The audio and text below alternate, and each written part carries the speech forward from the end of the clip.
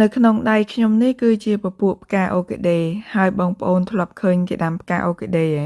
ពេលខ្លះគេអោបជាមួយដើមឈើអីចឹងទៅអត់មានដីអត់មានទឹក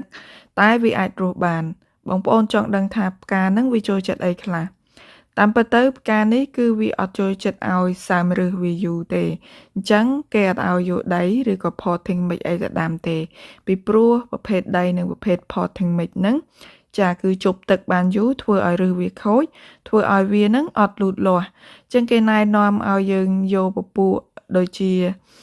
កំទេចកំទីចំណាំងឈើដែល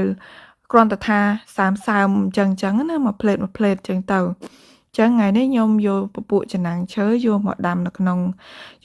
ងផើងរបស់ខ្ញុំដើម្បីដាំផ្កាអូគីដេនេះហើយផ្កានេះគឺអត់ចូលចិត្តពន្លឺថ្ងៃក្តៅខ្លាំងទៀតនិយាយទៅម្លប់មុំពន្លឺថ្ងៃតិចតួចគឺល្អហើយមិនបាច់ស្រោចទឹកច្រើនពេកទេប៉ុន្តែបើសិនជាបងប្អូនចាគ្រាន់តែបតោងកន្លែងណាមួយដោយមិនបាច់ប្រើដី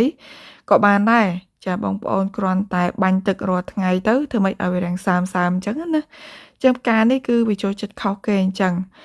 បងប្អូនដែលចូលចិត្តស្រឡាញ់អូគីដេកុំភ្លេចធ្វើអញ្ចឹងបើសិនជាបងប្អូនដាំជាមួយនឹងដីផ្កាហ្នឹងគឺប្រកាសជាងាប់ហើយពួកខ្ញុំធ្លាប់ដាំអញ្ចឹងច្រើនដងហើយបងប្អូន